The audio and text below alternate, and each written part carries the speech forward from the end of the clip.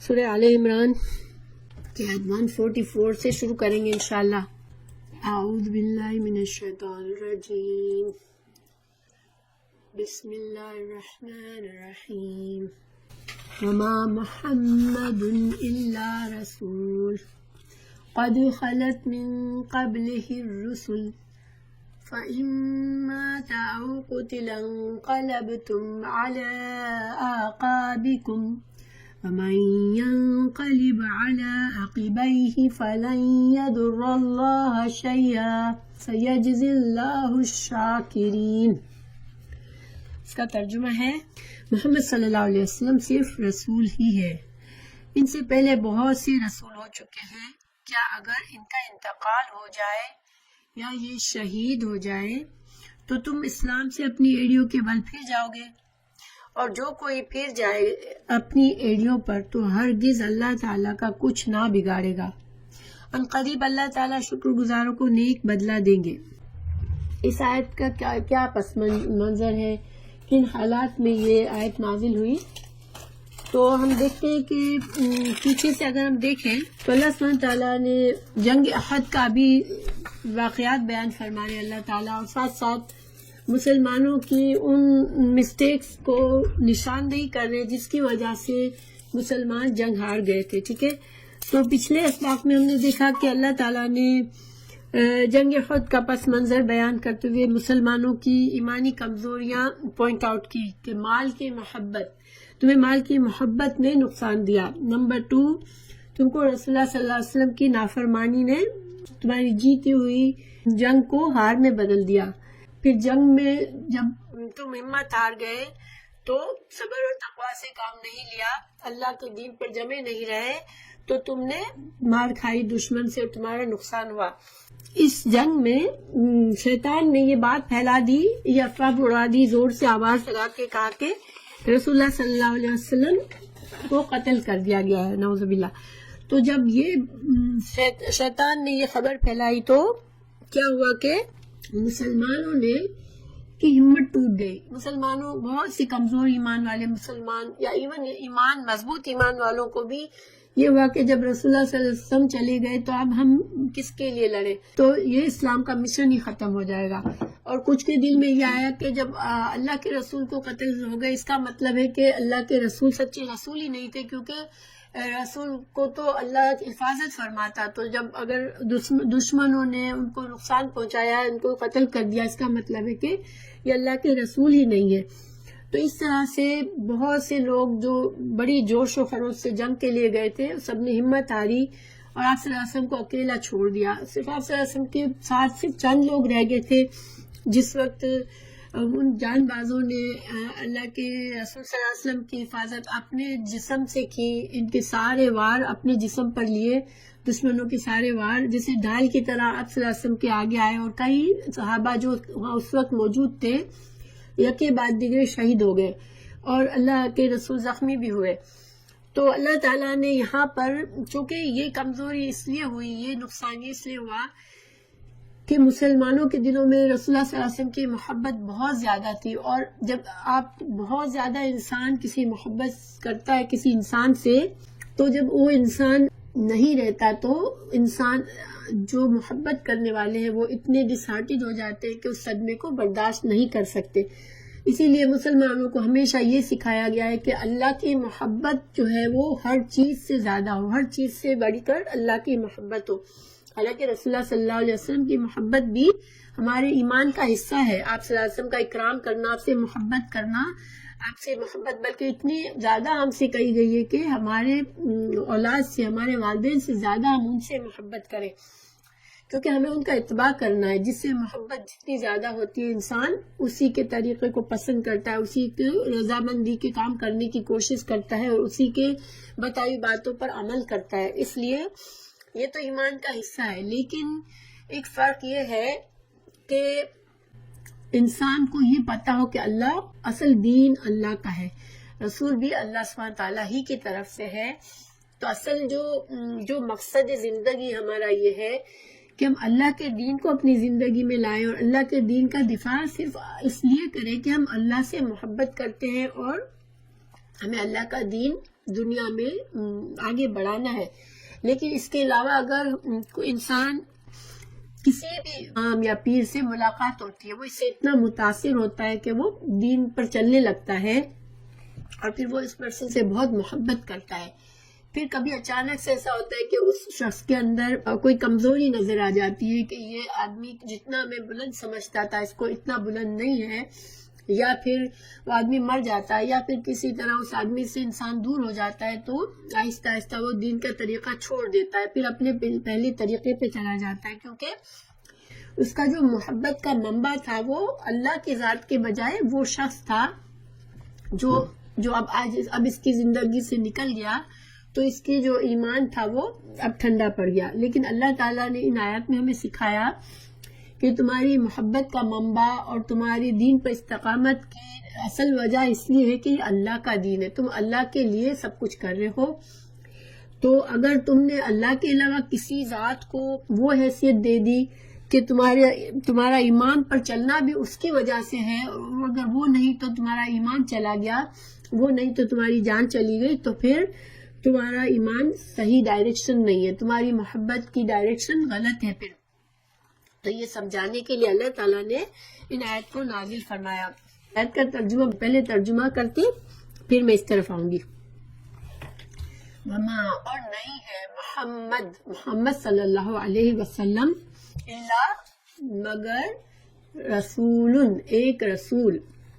قد تحقیق خلط گزر چکے، من قبل ہی آپ صلی اللہ علیہ وسلم سے پہلے، الرسل بہت سے رسول، افہم ماتا اگر وہ مر جائیں، او قتلا یا وہ قتل کر دیے جائیں،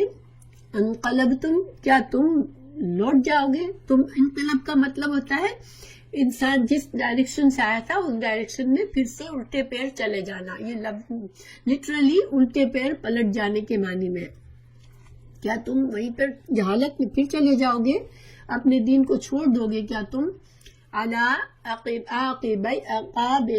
اپنی ایڑیوں پر تم پلٹ جاؤ گے. اور ایڑیوں پر پلٹنے کا یہ مطلب ہے کہ تم دوبارہ پیچھے پلٹ جاؤ گے، جہاں سے آئے تھے وہاں چلے جاؤ گے. وَمَن يَنْقَلِبْ، اور جو پلٹ جائے گا، عَلَىٰ عَقِبَيْهِ، یہ تسنیہ ہے دونوں ایڑیوں پر، ٹھیک ہے. عقبۃ جو ہوتی ہے وہ ایڑی ہے، اور یہ عقبیہ دو ایڑیوں پر، جو پلٹ جائے گا اپنی دو ایڑیوں پر، یعنی کہ الٹے پیر پھر جائے گا، جہالت کی طرف چلا جائے گا، تو فلن، تو وہ ہرگز نہیں، یضر، وہ نقصان دے گا اللہ کو شیئن کچھ بھی. وَسَيَجْزِي اللَّهُ، وَسَيَجْزِي، اور سا عنقریب کے لیے آتا ہے، ٹھیک ہے. فعل کے اوپر جب سا آتا ہے مضارع کے اوپر، فعل مضارع پر، تو عنقریب مطلب ہوتا ہے. تو عنقریب یجزی، بدلہ دے گا، جزا دے گا، اللہ الشاکرین، شاکرین کو. شاکرین یہاں پر کون ہے؟ دیکھیں مسلمین کو نہیں کہا اللہ تعالیٰ نے، مومنین کو نہیں کہا، شاکرین کہا. شاکر کون ہوتا ہے؟ شاکر وہ ہوتا ہے جو کہ کسی نعمت کو اس کا احساس ہوتا ہے کہ یہ نعمت ہے، اس کی قدر کرتا ہے. اس کو قدر کیا ہوتی ہے کہ اس کی حفاظت کرتا ہے، اس کو صحیح طریقے سے استعمال کرتا ہے، اور اس کو جو اس کا حق ہوتا ہے اس نعمت کا، وہ اس کے طریقے سے وہ اس سے معاملہ کرتا ہے، تو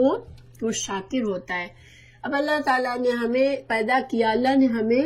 ہدایت کا طریقہ بتایا، تو یہ اللہ کا دین ہمارے لیے بہت بڑی نعمت ہے. اللہ تعالیٰ نے جب سورہ مائدہ میں جب دین کے احکامات پورے ہوئے تو فرمایا الیوم اکملت لکم دینکم، اور پھر اگلی آیت میں فرمایا کہ میں نے آج اپنی نعمت پوری کر دی، تو واتممت علیکم نعمتی.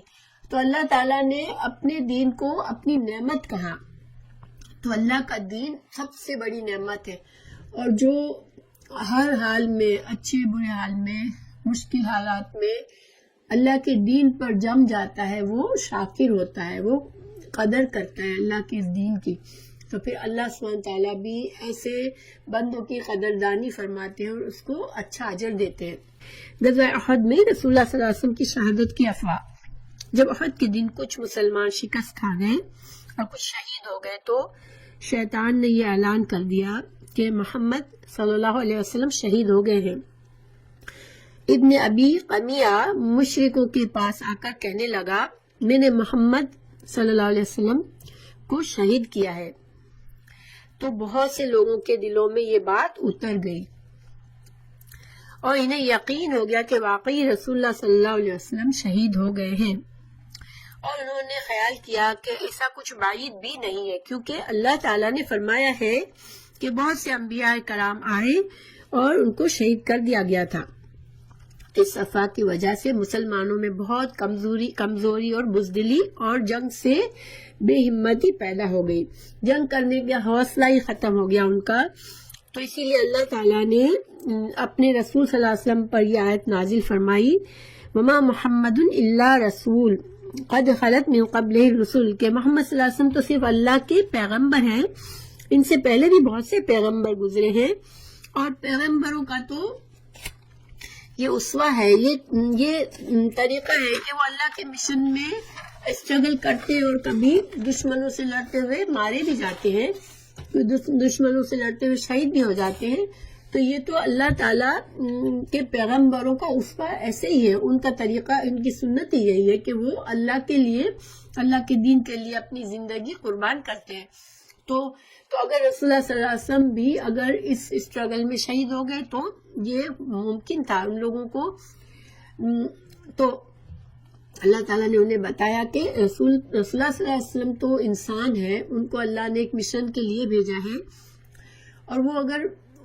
اللہ کے نزدیک اگر ان کا اب مشن ان کا پورا ہوا اور وہ دنیا سے رخصت ہوئے، چاہے وہ شہید کر دیے جائے، چاہے وہ رخصت ہونے کا کوئی بھی طریقہ ہو سکتا ہے کہ شہید ہو جائے، یا پھر اللہ تعالیٰ ان کو طبعی موت دے، تو کیا اگر ایسا ہوگا تو تم سب جو ہو وہ اللہ کے دین کو چھوڑ دو گے؟ کیا تم اس دین میں اس لیے آئے ہو کہ تمہیں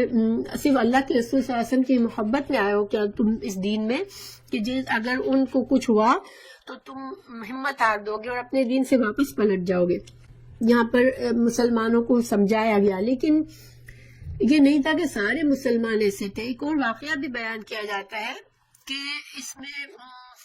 حضرت ابن ابو نجیح نے اپنے باپ سے روایت کیا ہے کہ ایک مہاجر کا ایک انصاری کے پاس سے گزر ہوا، جبکہ وہ انصاری خاک و خون میں تڑپ رہا تھا، یعنی کہ آلریڈی اتنا لڑ چکا تھا، زخمی ہو کے گر گیا تھا وہ میدان میں۔ تو اس گزرنے والے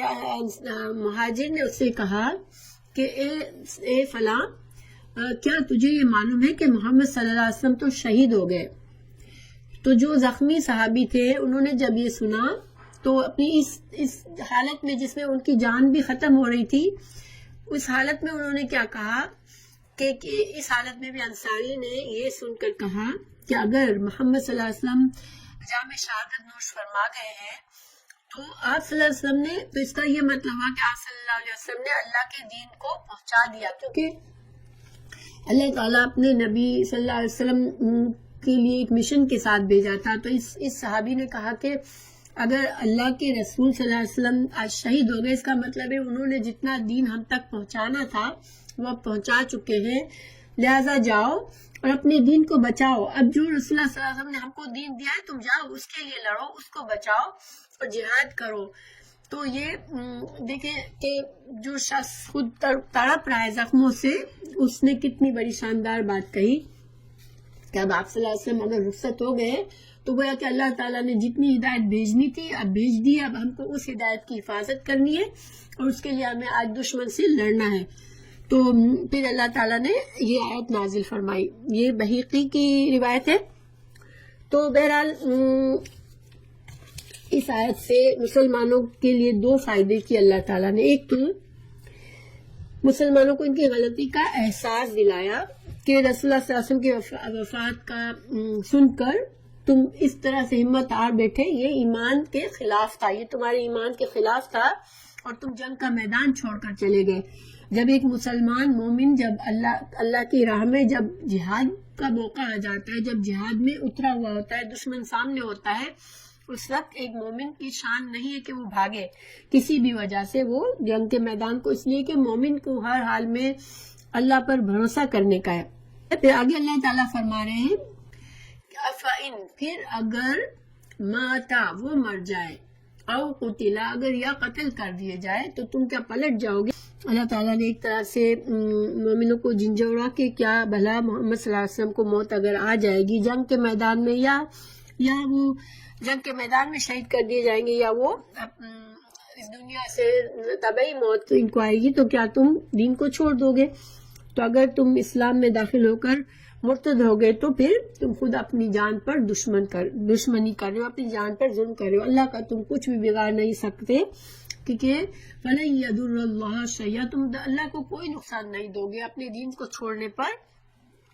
کیونکہ اللہ تو بے نیاز ہے۔ اللہ تعالیٰ نے ان لوگوں کا بتایا کہ جو اللہ کی اطاعت پر جمے رہیں گے ہر وقت اور ہر حالات میں، اللہ کے دین کی مدد کریں گے اور رسول صلی اللہ علیہ وسلم کی تابعداری میں خوب جم جائیں گے، تو پھر اللہ ان کو شاکرین کو اللہ تعالیٰ اچھا اجر دے گا۔ اس میں ایک حدیث ہے، میں آپ کو وہ بتاتی ہوں، ٹھیک ہے؟ یہ لمبی حدیث ہے، کیونکہ میں نے بتایا کہ اس آیت سے دو فائدے ہوئے۔ ایک تو اس وقت مسلمانوں کے دل مضبوط کیے گئے، ان کو ان کی غلطی کا احساس دلایا گیا جنگ احد میں، تاکہ وہ آئندہ کی جنگوں میں اس طرح کے بیہیویئر سے بچ جائے، ٹھیک ہے؟ اور دوسرا فائدہ یہاں پر یہ تھا کہ ظاہری بات ہے رسول اللہ صلی اللہ علیہ وسلم کو جب بھی موت آنی تھی اللہ کے حکم سے، تو اللہ تعالیٰ جانتا تھا کہ اللہ کے رسول کے صحابہ کرام اپنے رسول سے بہت زیادہ پیار کرتے ہیں اور وہ ان کے لیے یہ صدمہ بہت ہی شدید ہوگا، تو ایک طرح سے اللہ تعالیٰ نے اس وقت کے لیے ایک ہتھیار ان کو دے دیا کہ اس آیت کو یاد کریں گے تو اللہ تعالیٰ ان کے دل تھام لے گا۔ بخاری کی حدیث یہ ہے کہ حضرت ابوبکر صدیق نے، امام بخاری رحم اللہ فرماتے ہیں کہ حضرت عائشہ رضی اللہ عنہا کی روایت ہے کہ حضرت ابوبکر صدیق مقام سخ میں اپنی رہائش سے گھوڑے پر تشریف لائے، کیونکہ حضرت ابوبکر صدیق کی ایک وائف جو تھی وہ مدینہ سے تھوڑے فاصلے پہ تھی، سخ کے مقام پر، تو ان کے پاس وہ گئے ہوئے تھے۔ ان کو جب اطلاع ملی تو وہ اپنے گھوڑے پر تیزی سے آئے، تشریف لائے اور پھر گھوڑے سے اتر کر مسجد میں آ گئے اور لوگوں سے کوئی بات نہ کی، اور حضرت عائشہ رضی اللہ عنہا کے پاس چلے آئے اور رسول اللہ صلی اللہ علیہ وسلم کی طرف متوجہ ہوئے۔ اس وقت آپ صلی اللہ علیہ وسلم کو دھاری دار حبری کپڑے سے ڈھاکا ہوا تھا، ٹھیک ہے؟ آپ صلی اللہ علیہ وسلم اپنے حجرے میں ہی آپ صلی اللہ علیہ وسلم کو لٹایا ہوا تھا اور ایک دھاری دار کپڑے سے آپ کے جسم مبارک کو ڈھانپ دیا گیا تھا، تو حضرت صدیق اکبر نے آپ صلی اللہ علیہ وسلم کے چہرے سے کپڑے کو ہٹایا اور آپ پر جھک گئے اور بوسہ دیا اور رونے لگے اور کہنے لگے، میرے ماں باپ آپ پر قربان، اللہ کی قسم اللہ آپ پر دو موتوں کو جمع نہیں کرے گا، جو موت آپ کے لیے لکھ دی گئی تھی وہ آپ پر وارد ہو چکی۔ یہ جو تھی یہ صحیح بخاری کی حدیث تھی۔ اب یہ مطلب کیا ہے؟ حضرت ابوبکر صدیق نے یہ کیوں جملہ کہا کہ اللہ آپ پر دو موتیں وارد نہیں کرے گا؟ کیونکہ ہوا یہ تھا کہ جب حضرت ابوبکر صدیق مسجد میں داخل ہوئے تو صحابہ کرام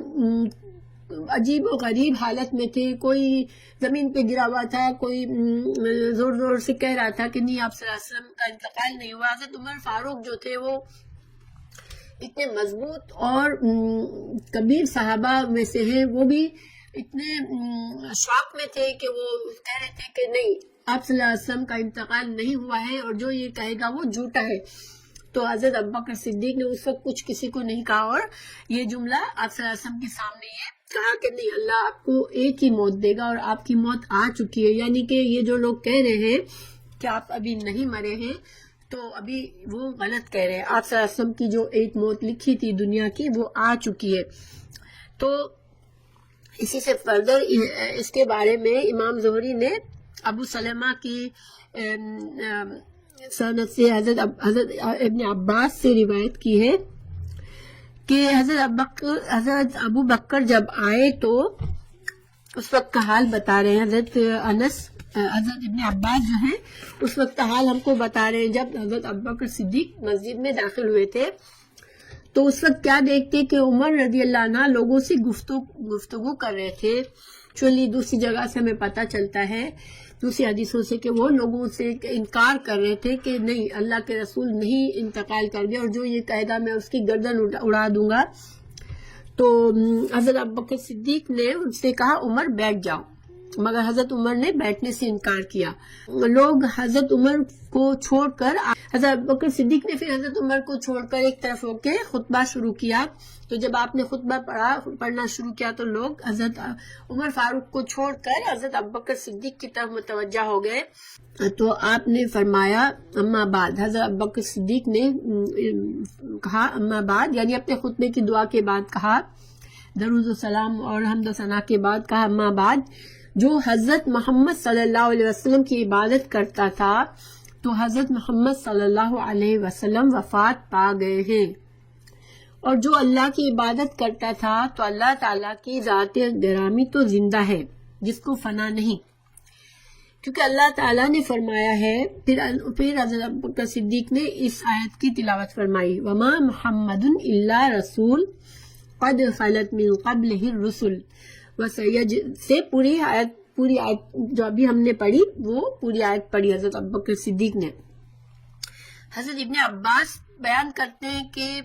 اللہ کی قسم جب حضرت ابوبکر صدیق نے یہ آیت اس وقت پڑھی تو یوں معلوم ہوا کہ لوگوں کو یہ معلوم ہی نہ تھا کہ یہ آیت نازل ہوئی ہے، یعنی کہ اس وقت سارے صحابہ بھول چکے تھے کہ یہ آیت اللہ نے نازل فرمائی ہے. حالانکہ آپ کو پتہ ہے کتنے صحابہ حافظ تھے نا، وہ تو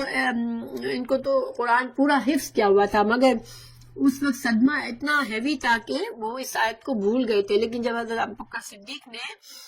یہ آیت پڑھی تو سب کو ایسا لگا جیسے کہ یہ آیت کبھی سنی ہی نہیں ہے، اور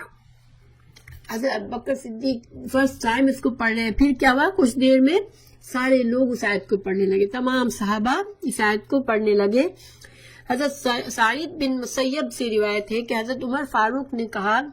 فرمایا کہ اللہ کی قسم،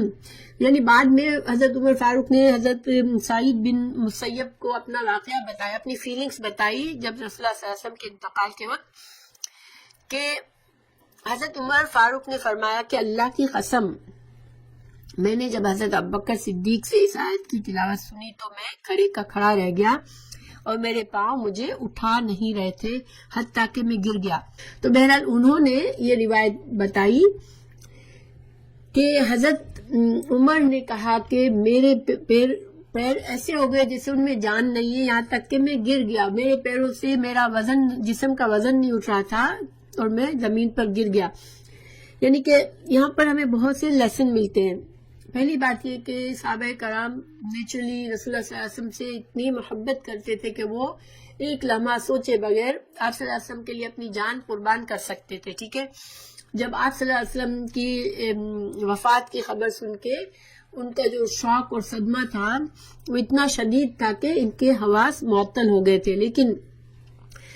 آپ یہ دیکھیں کہ قرآن پر ان کا ایمان کتنا تھا کہ یہ قرآن کی آیت سنتے ہی سب نے اپنے دل سنبھال لیے، اور وہ اپنے دل کو سنبھالنے کے لیے سارے صحابہ اس آیت کو باقاعدہ پڑھنے لگے. ہر کوئی جسے دیکھو جب اس وقت اس آیت کو پڑھ رہا تھا.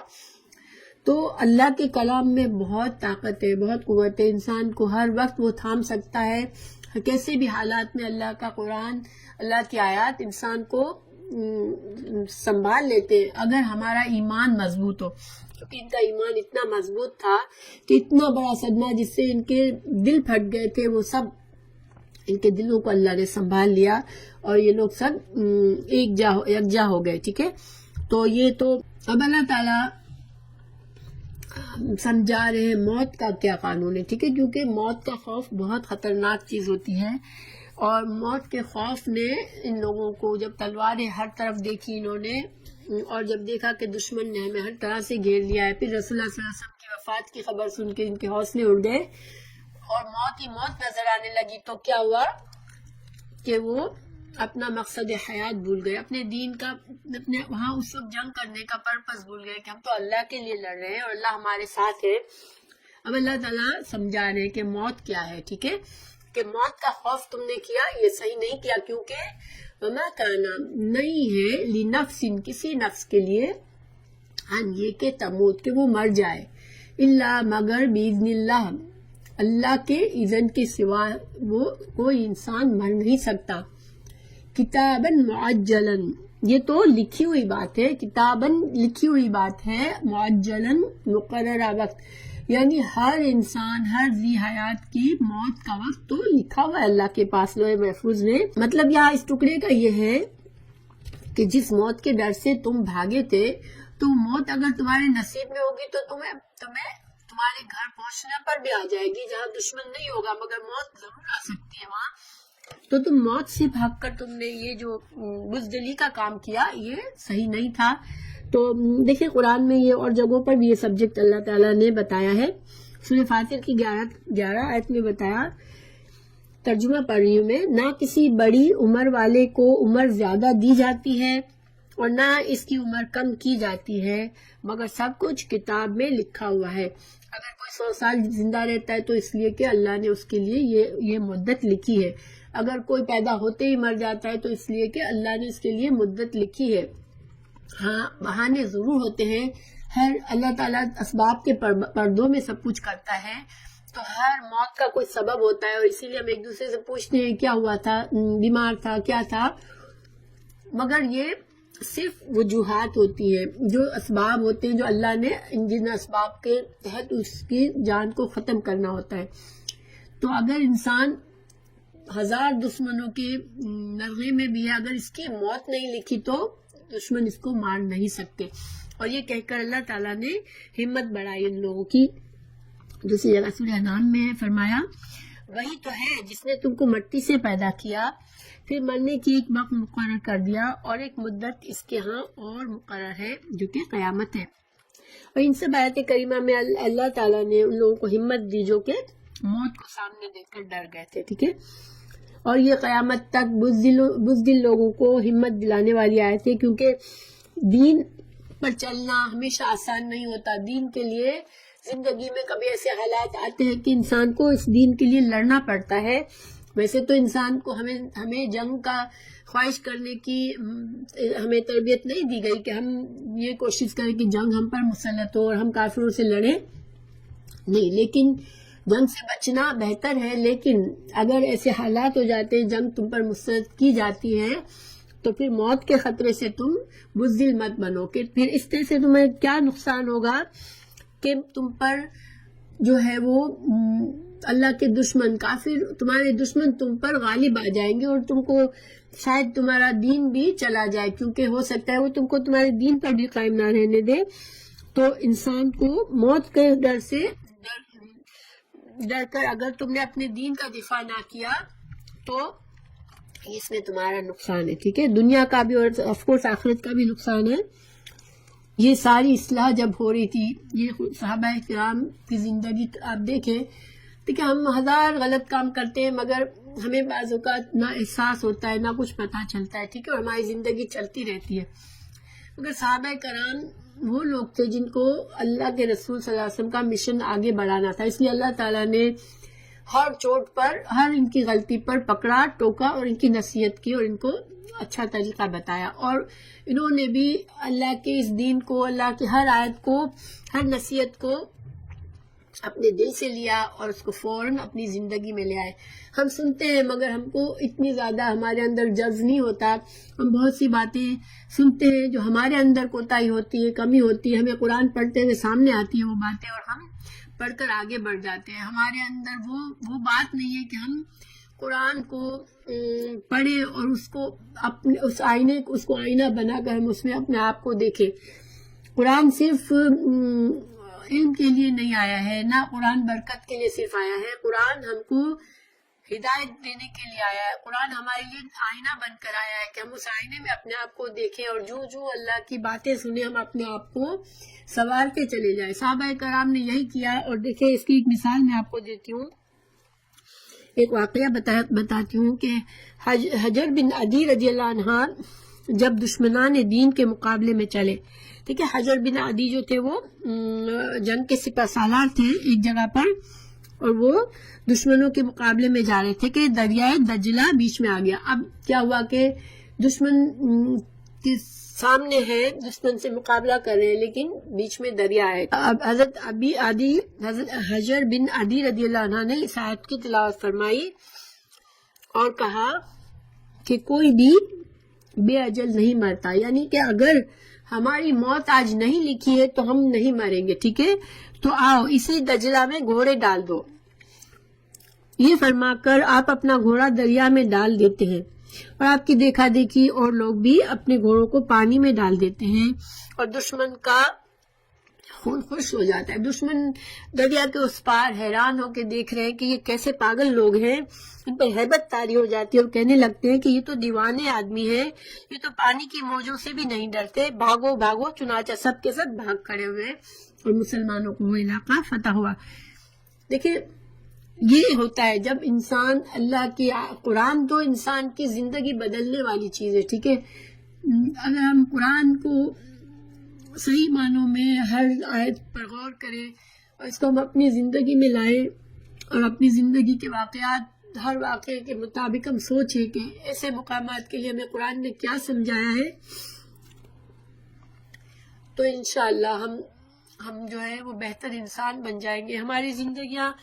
ہمارے لیے آسان ہو جائیں گی، ہماری زندگی کے مسائل ہم کو بڑے نہیں لگیں گے، کیونکہ ہمارا اللہ پر توکل بڑھ جائے گا کہ اللہ ہمارے ساتھ ہے ہر حال میں، کیونکہ اللہ ہے، مومنوں کے ساتھ ہے ہمیشہ۔ اللہ تعالیٰ مزید سمجھا رہے ہیں وَمَن يُرِدْ، اور جو کوئی ارادہ کرے گا، جو کوئی خواہش رکھے گا ثواب دنیا کے لیے نیت رکھے گا، نُؤْتِیہِ، ہم دیں گے اس کو منہا، اس میں سے، ٹھیک ہے؟ وَمَن يُرِدْ ثواب الآخرہ، اور جو ارادہ کرے گا آخرت کا، نُؤْتِیہِ منہا، ہم اس کو اس میں سے دیں گے، وَسَنَجْزِي الشَّاکِرِینَ، ہم قریب جزا دیں گے شکر کرنے والوں کے لیے۔ دیکھیں انسان جو ہے نا، زندگی ہماری دن رات ہم جو بھی کچھ کرتے ہیں دنیا میں، ٹھیک ہے، ہم ہر وقت ہمارا کوئی مشن ہوتا ہے، کبھی چھوٹا مشن ہے، کوئی بڑا مشن ہے، لیکن ایک پرپز ہوتا ہے، ہمیں کچھ طرف ہم جا رہے ہوتے ہیں۔ ہمارا ارادہ سے کیا مطلب ہے کہ ہمیں کوئی کام کہیں پہنچنا ہے، کوئی کام فنش کرنا ہے، ہم کوئی بھی کام کرتے ہیں اس کا ایک مقصد ہوتا ہے، ٹھیک ہے؟ اگر کچن میں گئے تو ہمیں کھانا تیار کرنا ہے، ہمارا یہ مقصد ہے کہ کھانا تیار کر کے ہمیں کھانا ہے، اس لیے ہم تیار کر رہے ہیں۔ اسی لیے ہم دنیا کی تعلیم کرتے ہیں تو ہمیں یہ ارادہ ہوتا ہے کہ ہمیں ایجوکیشن سے اچھی جاب کر کے اپنی زندگی کو اچھا بنانا ہے، یعنی کہ جب بھی کوئی ارادہ انسان ہو، ہر بڑے کام سے پہلے انسان کا ایک ارادہ ہوتا ہے، ٹھیک ہے؟ اچھا، اللہ تعالیٰ یہ فرما رہے ہیں کہ تمہارے سارے ارادے اگر صرف دنیا کے لیے ہے کہ میں دنیا کے لیے مجھے یہ کام ختم کر لوں، مجھے وہ کام ختم کرنا ہے، مجھے تعلیم حاصل کرنی ہے، مجھے اچھا جاب لینا ہے، مجھے اچھا گھر بنانا ہے، مجھے اچھی فیملی رن کرنی ہے، مجھے اچھا اسٹیٹس چاہیے، مجھے فرینڈ سرکل چاہیے، مجھے قوت چاہیے، پاور چاہیے، میرا مال جمع کرنا ہے، ان ساری چیزوں کے لیے پہلے انسان کا ارادہ ہوتا ہے، پھر وہ اس کی طرف چلتا ہے، محنت کرتا ہے، کام کرتا ہے، بالکل بغیر کوئی ارادے، بغیر کوئی پلاننگ کے کہ چلنے والے بہت کم ہوں گے جن کو پتہ ہی نہیں ہے کہ وہ کر کیا رہے ہیں اور کہاں جا رہے ہیں۔ ایسے بھی ہوتے ہیں لوگ، مگر ان کو ہم دیوانہ کہتے ہیں کہ وہ تو بالکل لوزر ہے، ان کا کوئی پرپز نہیں ہے دنیا میں، ٹھیک ہے؟ اب اللہ تعالیٰ ہمیں یہ سمجھا رہے ہیں کہ اللہ نے ہمیں دن میں 24 گھنٹے دیے ہیں، ہماری جو بھی عمر ہے وہ ہماری مہلت ہے، اس ساری مہلت میں ہم بہت سارے ارادے کریں گے، بہت سارے کام کریں گے، لیکن ہمارے یہ ارادوں کا سرکل ہے، جو ہمارے محنت کا، کوشش کا سرکل ہے، یہ دنیا کی حد تک ہے، صرف دنیا دنیا دنیا، ہمیں آخرت کا ارادہ دماغ میں نہیں آتا۔ حالانکہ ہم مسلمان ہیں، ہم جانتے ہیں ہمیں مرنا ہے، ہمیں اللہ کو جواب دینا ہے، ہمیں ہمارے اعمال دیکھے جائیں گے، ہمیں اس کے برابر بدلہ دیا جائے گا، لیکن صبح سے رات تک ہم اپنے آپ کو دیکھ سکتے ہیں کس حد تک، ٹھیک ہے، کس حد تک ہماری سوچ دنیا میں ہے، 24 گھنٹے کا کتنا وقت ہمارا فوکس آخرت پر ہوتا ہے کہ یہ میں کام اپنی آخرت کے لیے کر رہی ہوں، ٹھیک ہے؟ اب اللہ تعالیٰ فرما رہے ہیں کہ جس کا سارا وقت، زندگی کی ساری مہلت اس نے صرف دنیا کے ارادے میں گزار دی، دنیا کے مقاصد میں گزار دی، تو کیا ہوگا؟ اللہ اس کو دے گا، دنیا دے گا، کیونکہ منہا اس میں سے، یعنی جتنی اس کی کوشش ہوگی اس میں سے جو کچھ اس کے نصیب میں ہوگا. تو یہ دنیا میں بھی اللہ نے یہ وعدہ نہیں کیا کہ تم کوشش کرو گے تو دنیا ساری کی ساری تمہیں مل جائے گی. ٹھیک ہے، دنیا میں منہا اس میں سے کچھ دے گا اللہ. کتنا دے گا؟ جتنا تمہارے نصیب میں اللہ نے پہلے سے لکھ دیا ہے اتنا دے گا تمہیں. یعنی کوئی انسان سارے اپنی ایفرٹ لگا لے، کچھ بھی کر لے. ٹھیک ہے، بعض آپ نے دیکھا بعض اوقات لوگ اتنی محنت کرتے ہیں پھر بھی کامیاب نہیں ہوتے. کسی کام کے لیے دھن وہ پڑی ہوئی ہوتی ہے، ان کو دنیا چھوڑ کے اسی کام کے پیچھے پڑے ہوتے ہیں، مگر وہ کام ہوتا ہی نہیں ہے. کیوں نہیں ہوتا؟ کہ ان کے نصیب میں نہیں تھا تو ان کو نہیں ملے گا. ہاں البتہ محنت کرنے سے بہت سے کام ملتے بھی ہیں، بہت سی چیزیں ہوتی بھی ہیں. وہ کیوں ہوتی ہے؟ کہ اللہ نے پہلے سے لکھا ہوا ہوتا ہے کہ یہ بندہ کو مجھے یہ دینا ہے. ٹھیک ہے، تو دنیا میں اس کو سب کچھ مل گیا. لیکن جب ایسے لوگ آخرت میں جائیں گے تو ان کے لیے پھر کوئی بدلہ نہیں ہوگا، کیونکہ انہوں نے آخرت کا سوچا ہی نہیں تھا. اللہ تعالیٰ فرمائے اس کے مقابلے میں جو چاہتا ہے آخرت کا بدلہ، آخرت کا ثواب چاہتا ہے، آخرت کا جب اجر چاہتا ہے، ہر کام سے پہلے یہ دیکھتا ہے کہ میری آخرت کا کچھ اس میں نقصان تو نہیں ہے. چاہے وہ دنیا کے فائدے کے کام ہو، لیکن وہ کیا پوچھتا ہے خود کو، کہیں میرا اللہ ناراض تو ہوگا نہیں اس سے، میری آخرت تو نہیں خراب ہو جائے گی میرے اس ارادے سے، میرے اس کام سے. تو پھر وہ کرتا ہے. ٹھیک ہے، تو جب جو انسان چاہے دنیا کے کام کرے مگر اس کی نظر آخرت پر ہے کہ میری کوئی دنیا کے کام میں کسی کوشش میں ایسا کام نہ شامل ہو جائے جس سے میرا رب مجھ سے ناراض ہو جائے اور میری آخرت بگڑ جائے، تو ان کو کیا ہوگا؟ اللہ ان کو کیا دے گا؟ نوتی ہی منہا، دنیا میں سے بھی دے گا. ٹھیک، منہا دنیا سے ہے. ٹھیک ہے، کہ اللہ تعالیٰ اس کو دنیا میں اس کے نصیب میں جو لکھا ہے وہ اس کو دے گا. ٹھیک ہے، وَسَنَجْزِي شاکر، لیکن شاکرین جن کو اللہ کے دین کی قدر ہے، جن کو اللہ سے محبت ہے، جو اللہ کی نعمتوں کا شکر کرتے ہیں کہ اللہ نے مجھے زندگی دی، اللہ کی نعمت ہے، اللہ نے مجھے موقع دیا کہ میں اس زندگی میں کچھ کما لوں آخرت، تو یہ اللہ کا شکر ہے، تاکہ میں اس زندگی کو ضائع نہ کر بیٹھوں، میں اس کی قدر کروں، میں اس کے ہر لمحے کو اللہ کی رضا کے لیے استعمال کروں. تو پھر اللہ اس کو بہت بہترین اس کی جزا دے گا. اب دیکھیں اس کا یہ مطلب نہیں ہے کہ انسان اللہ والا بن گیا تو اب دنیا چھوڑ دے. ہم لوگوں کے ذہن میں یہ ہوتا ہے کہ اللہ والا وہ ہوتا ہے جس کی کوئی دنیا، وہ دیوانہ ہوتا ہے، بالکل اللہ اس کے دماغ میں ہوتا ہے، اس کے دماغ میں کچھ ہوتا ہی نہیں. یہ مطلب نہیں ہے. دنیا میں تو ہمیں اپنے معاملات کرنے ہیں اور دنیا کے معاملات ہماری زندگی کا بہت سا حصہ لے لیتے ہیں، مگر اگر ہماری نیت اس طرح کی ہوگی کہ ہر کام میں ہم اللہ کی رضا کا خیال رکھیں گے تو ہمارا ہر کام اجر و ثواب ہی ہے انشاءاللہ. ہماری اپنی، چاہے ہم کھانا کھا رہے ہیں اپنے پیٹ بھرنے کے لیے، مگر اللہ ثواب دے گا کہ ہم نے حلال کی کوشش کی اور ہمیں اس کا اجر ملے گا. اگر ہم اپنی ورزش کر رہے ہیں، اپنا جسم بنا رہے ہیں تو اپنی صحت کے لیے، مگر اللہ ہمیں اجر دے گا. اگر ہم یہ سوچیں گے کہ میں مضبوط مومن بنوں تاکہ مجھ سے اچھے کام ہو سکے تو انشاءاللہ ہمیں اجر ملے گا. ہم کسی کو معاف کر دیں گے اس لیے نہیں کہ مجھ سے ڈر رہے ہیں، مگر اس لیے معاف کریں گے کہ اللہ مجھ سے راضی ہوگا. تو ہم بدلہ لے سکنے کی طاقت کے باوجود نہیں بدلہ لیں گے تو اللہ ہمیں اس کا اجر دے گا. اگر ہم کسی کی مدد کریں گے اور اپنے آپ میں دنیا میں بس صرف اپنی طرف ہی دھیان نہیں ہوگا، ہمیں دوسروں کی فکر ہوگی، تو ہمیں اللہ اس کا بدلہ دے گا. پھر شاکرین، یہاں بھی اللہ نے شاکرین کا، اللہ نے انہیں کا مومنین کو اجر دے گا، کیونکہ شاکر وہی ہوتا ہے جو صرف اللہ کی توحید پر رہتا ہے اور اللہ کی رضا کا ہر وقت اسے احساس ہوتا ہے اور اللہ کی نعمتوں کے سے غافل نہیں ہوتا، تو وہ شاکر ہوتا ہے. اللہ تعالیٰ پھر اس کا اجر ضائع نہیں کرتا. تو یہ کئی جگہ پہ ہے، اس کا یہ مفہوم اللہ نے کئی جگہ پر قرآن میں ذکر کیا ہے. میں ایک دو جگہ آپ کو بتاتی ہوں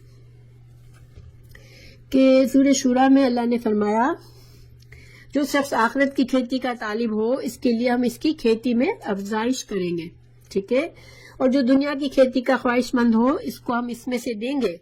یعنی جو اس کے مقدر میں ہوگا وہ، پھر آخرت میں اس کو کوئی حصہ نہ ملے گا. پھر دوسری جگہ اللہ تعالیٰ نے فرمایا بنی اسرائیل 18-19 میں، ترجمہ،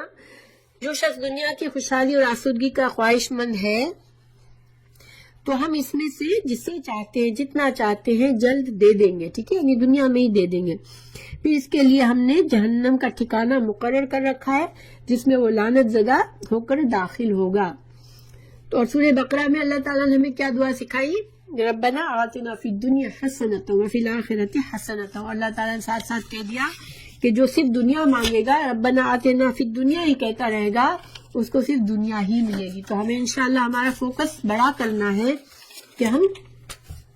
آخرت کو ہمیشہ ذہن میں رکھیں. پھر اللہ تعالیٰ فرما رہے وَكَأَيٍّ مِّن نَبِيٍّ، اور کتنے ہی من نبی، نبیوں میں سے، قاتلا جنگ کی، معاہو اس کے ساتھ، ربیون اللہ والوں نے، کثیرن بہت سے، فما تو نہ وہنو نہ انہوں نے سستی دکھائی، لما واسطے اس کے جو اصابہم پہنچا اس کو، فی سبیل اللہ اللہ کے راستے میں، وما ضعفوا اور نہ انہوں نے کمزوری دکھائی، ومستکانوا اور نہ وہ دبے، واللہ اور اللہ تعالیٰ یحب الصابرین، کہ اللہ تعالیٰ صابرین سے محبت کرتا ہے. تو یہاں اللہ تعالیٰ فرما رہے ہیں کہ بہت سے نبیوں کو ہم رکاب ہو کر بہت سے اللہ والے جہاد کر چکے، یعنی بہت سے انبیاء کے ساتھ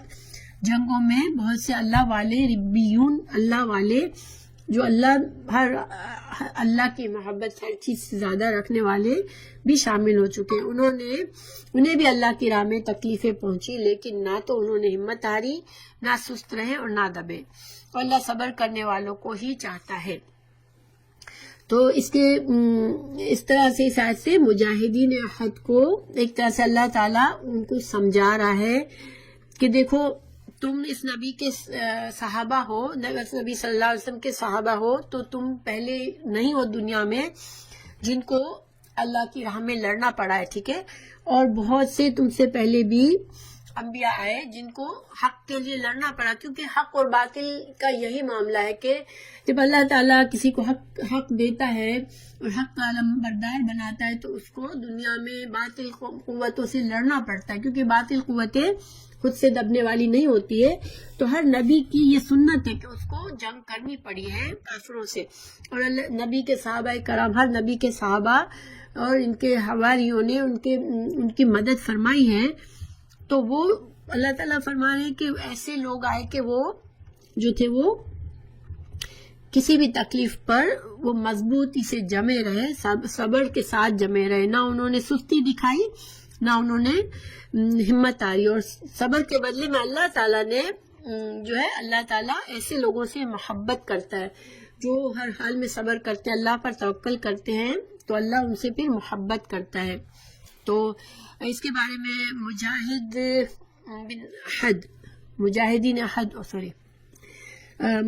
احد جو ہے وہ جب یہ سن کر کے رسول اللہ صلی اللہ علیہ وسلم شہید ہو گئے تو ہمت چونکہ ہار بیٹھے تھے اور کفر کے مقابلے میں دب گئے تھے، تو ان کو سمجھایا جا رہا تھا کہ تم کیوں دب گئے، تم اس نبی محمد صلی اللہ علیہ وسلم کے ساتھ ہی ہو تو تمہیں بھی مضبوط ہونا چاہیے تھا. اور ربیون کا کیا معنی ہوتا ہے؟ ربیون اللہ والا، لفظی معنی اللہ والا ہے.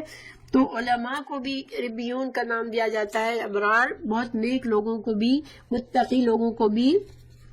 عبادت گزار عابد کو بھی، زاہد کو بھی،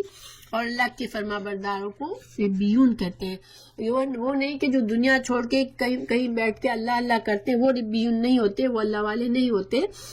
ربیون دنیا میں حصہ لیتے ہیں، دنیا میں اپنی ذمہ داریاں اپنی پوری کرتے ہیں، دنیا کے تمام معاملات ہینڈل کرتے ہیں. رسول اللہ صلی اللہ علیہ وسلم نے اپنی زندگی کا ہر معاملہ ہینڈل کیا، شادیاں بھی کی، بچے بھی، اولاد بھی ہوئی ان کی، اور بھی بہت سے معاملات ہینڈل کیے زندگی کے. یہ نہیں کہ تک کہ گھر میں اپنی بیویوں کی مدد بھی فرمائی، انہوں نے گھر کے کاموں میں بھی مدد فرمائی. جو سوشل ہوتا ہے کہ جو صحابہ کرام سے یا جو آنے والے وفد ہوتے تھے ان سے جو ملنا جلنا ہوتا تھا وہ بھی کیا، دوستیاں بھی نبھائی. حضرت خدیجہ رضی اللہ عنہا کے دوستوں تک سے تعلقات رکھے کہ وہ ان سے حضرت خدیجہ کو محبت تھی تو ہم ان کا خیال رکھتے ہیں. تو پھر یہ نہیں کہ اللہ والا یہ نہیں ہوتا کہ دنیا چھوڑ دے. اللہ والا دنیا کو اس طرح سے گزارتا ہے جس کا اللہ راضی رہے اس سے اور اللہ ناراض نہ ہو. پھر اللہ تعالیٰ فرما رہے ان لوگوں کی عمل ایک تو یہ تھا کہ وہ رب، اب ان کا قول بتا رہے کہ ان کا عمل تو ایسا تھا کہ ہمت نہیں آ رہی جنگ کے میدان میں، لیکن ان کی دعا کیا تھی، ان کا قول کیا تھا، وہ اللہ تعالیٰ آگے بتا رہے ہیں. وما کانا، اور نہ تھا قولہم، ان کی دعا، ان کی بات، الا مگر ان یہ کہ قالو، انہوں نے کہا ربنا اغفر لنا ذنوبنا، اے اللہ، اے رب، اے ہمارے رب، ربنا، اے ہمارے رب، اغفر لنا، بخش دے ہمارے لیے ہمارے گناہ، ربنا، اے ہمارے رب، اغفر لنا، بخش دے ہمارے لیے، ذنوبنا، ہمارے گناہ، اسرافنا، اور ہماری زیادتیاں، فی امرنا، ہمارے معاملات میں،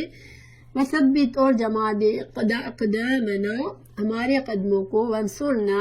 اور مدد فرما ہماری، علی القوم الکافرین، ہماری مدد کافرین پر کے مقابلے میں مدد فرما. اب اگر آپ اس دعا پر غور کریں، یہ ایسے لوگ ہیں جن کو ربیون ہے، اللہ کے لیے لڑنے نکلے، لیکن دعا کیا مانگ گئے؟ اللہ ہمارے گناہ معاف کر دے، اللہ ہم سے جو زیادتیاں ہو گئی وہ اس سے درگزر کر دے. دیکھیں، ہم تو اتنا سا چھوٹا سا نیکی کا کام کرتے ہیں تو ہم اتنے خوش ہوتے ہیں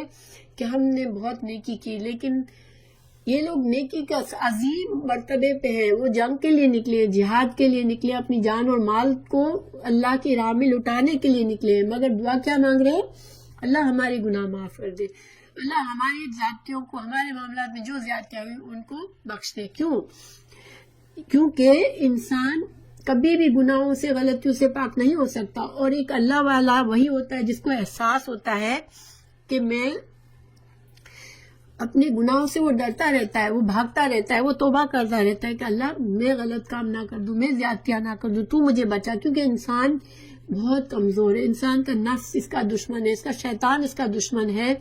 تو ہم خود سے تو نیک بھی نہیں بن سکتے اس کے اللہ تعالیٰ ہماری مدد کرے اور اللہ تعالیٰ ہمارے گناہوں سے درگزر کرتا ہے. اور کامیابی جو ہے، حافظ ابن قیم اس کے بارے میں بتاتے، اس آیت کے بارے میں، کہ اصل ہوتا یہ کہ گناہوں کی وجہ سے ہی دشمن غالب آتا ہے. ایک اللہ کے ماننے والی قوم ہے، اگر وہ مغلوب ہے تو کیا مطلب، کیا انڈیکیشن ہے کہ وہ اپنے گناہوں میں ڈوبی ہوئی ہے. کیونکہ گناہ ایسی چیز ہے جس کی وجہ سے شیطان کو مسلمانوں کے دشمنوں کی مدد کرنے کا موقع ملتا ہے. ٹھیک ہے، اگر مسلمان اتنے مضبوطی سے جم جائے اللہ کے دین پر تو شیطان کا کوئی بس نہیں ہے مسلمانوں پر. لیکن جب ہم کمزور ہوتے ہیں تو شیطان ہمارے دشمنوں کے ساتھ مل کر ہم پر حملہ کرتا ہے.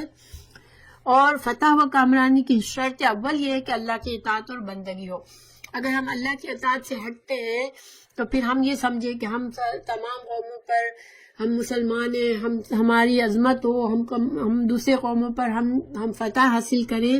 ہم کامران ہوں، ہم یعنی کہ غالب ہوں، تو یہ چیز بغیر اللہ کی اطاعت اور بندگی کے ہو ہی نہیں سکتی. اللہ کے پورے بندے بنیں گے تو اللہ ہمیں دنیا میں اونچا مقام دے گا اور آخرت میں بھی. تو یہ معلوم صرف اللہ کے نیک بندوں کو یہ پتہ ہوتا ہے، ورنہ جن لوگوں کو بہت جلدی ان کے دماغ تب جاتا ہے کہ ہم تو بہت اچھے لوگ ہیں، ہم ہمارا تو کوئی غلط ہے ہی نہیں کام، اور فلاں کی وجہ سے یہ غلط ہو گیا، فلاں کی وجہ سے غلط ہو گیا، وہ جو ہے وہ کامیاب نہیں ہو سکتے. آپ دیکھیں گے جنگ احد میں کسی صحابی کو کچھ نہیں کہا گیا کہ تم نے غلطی کی اس وجہ سے ایسا ہوا، حالانکہ اتنا بڑا لاس ہوا، لیکن نہ اللہ کے نے کچھ کہا کسی کا نام لے کر، نہ اللہ کے رسول نے کہا کہ ہاں یہ جو لوگ پہاڑ پر تھے نا، ہاں انہوں نے یہ سب کچھ کیا ہے، ان کی وجہ سے ہوا، ایسا کچھ نہیں ہوا. ہاں اللہ تعالیٰ نے مجموعی طور پر اصلاح کے طور پر فرمایا کہ یہاں تم لوگوں نے غلطی کی ہے، مگر کسی پر تنقید نہیں کی گئی. تو کیونکہ اللہ کی اطاعت جو ہے، اگر ہم اللہ کی اطاعت میں ہیں تو پھر ہمیں کوئی بھی نہیں ہم پر غالب آ سکتا. پھر انہوں نے دعا مانگ، ان کی اور دعا کیا ہے کہ اللہ ہمارے قدموں کو جما دے. تو اللہ سبحانہ تعالیٰ سے اگر ہم آج اپنی عزت چاہتے ہیں، ہم غلبہ چاہتے ہیں، ہم چاہتے ہیں کہ مسلمانوں کو ایک ایسی حیثیت ہو کہ لوگ دیکھیں اور مسلمانوں کو دیکھ کے فالو کریں، ہماری اولادیں، ہماری اگلی جنریشن ہمارے پیچھے چلنا چاہے، تو ہمیں ایسا مسلمان بننا پڑے گا، اپنے گناہوں سے، اپنی غلطیوں، اپنی زیادتیوں کو دور کرنا پڑے گا، اور اللہ سے مدد مانگنی پڑے گی. منصورنا علی القوم الکافرین، کیونکہ اللہ کی مدد کے بغیر تو کچھ بھی نہیں ہوتا. پھر اللہ تعالیٰ نے بتایا کہ ایسے لوگوں کے لیے اللہ کیا کرتا ہے. فآتاہم، تو اللہ نے دیا ان کو، اللہ نے ثواب دنیا کا، وحسن ثواب الآخرہ، اور اچھا ہے، کتنا اچھا ہے ثواب الآخرہ، آخرت کا ثواب. واللہ، اللہ تعالیٰ، یحب المحسنین، اللہ محسنین سے محبت کرتا ہے. تو اللہ تعالیٰ نے ان خصوصیات کے مالک لوگوں کو، جنہوں نے انبیاء کے ساتھ مل کے اور انبیاء کے مشن کے جانے کے بعد ان کے مشن کے لیے لڑتے رہے،